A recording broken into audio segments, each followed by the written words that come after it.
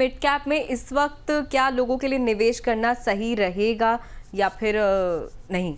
और मैम इसमें एक क्वेश्चन और ऐड कर देते हैं कि मैम कौन से फंड्स हैं आपके हिसाब से जो आपको लग रहा है कि ये one of the best funds हैं, अगर किसी को मिड कैप शेयरों माफ कीजिए मिड कैप फंड्स में अगर देखना हो तो वो कौन से फंड्स हो सकते हैं जो उनके लिए बेहतर हो सकते हैं? देखिए, सबसे पहले दिव्या ने जो पूछा कि अभी के लिए सिंपल है।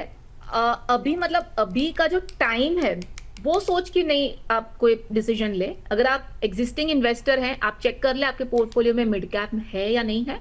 अगर आप न्यू इन्वेस्टर हैं, आप डेफिनेटली मिड कैप शामिल कर सकते हैं।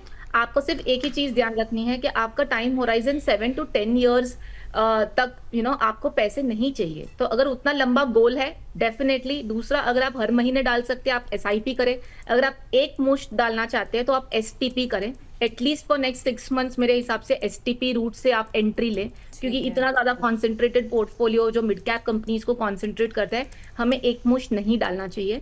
एंड जैसे हर्ष ने पूछा कि आपको अभी कौन सी कंपनीज में इन्वेस्ट करना, आई थिंक आप लोगों ने जो लिस्ट भी भेजी, दे आर ऑल गुड। आप कोटक इमर्जिंग इक्विटी ले लो, जिसमें लार्ज कैप पोर्शन भी आपको अच्छा खासा मिल जाएगा। आप निप्पॉन ग्रोथ देख लो, जो इतना पुराना फंड है मिड कैप स्पेस में, at the same time fabulous return since Inception अगर हम देखें तो अच्छा खासा रिटर्न दिया है निप्पॉन ग्रोथ ने। एक वेटरन मैं कहूंगी फंड है। एंड नए अगर फंड मैनेजर स्ट्रैटेजीज में देखने हैं तो व्हाइट ऑफ मिड कैप आप देख सकते हैं, मोतीलाल मिड कैप देख सकते हैं। सो 2 या 3 ऑप्शंस हैं, इनमें से आप चूज करें। एडलवाइज मिड कैप भी बहुत अच्छा फंड है। सो ये नहीं कि अब ये 3-4 नाम बता दिए तो ये सारे ले लो। हम ये नाम क्यों बताते हैं? क्योंकि हम जब भी आपको सजेशन देते हैं, हम क्या कहते हैं, 4 या 5 फंड्स होने चाहिए। तो वो 4 या 5 फंड्स जो है ना, वो AMC डाइवर्सिफिकेशन भी होना चाहिए। मतलब हर एक AMC का एक फंड।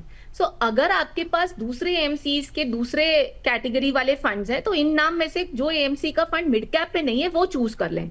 ये मतलब नहीं है कि सारे लेने हैं, सारे अच्छे हैं।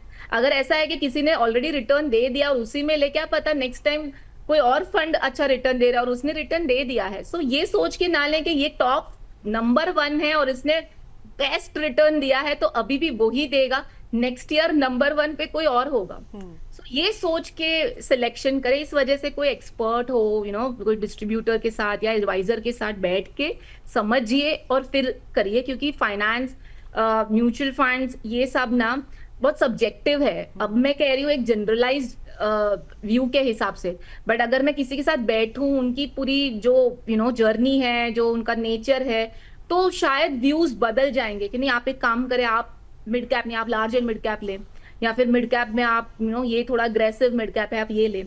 सो you have to evaluate person to person.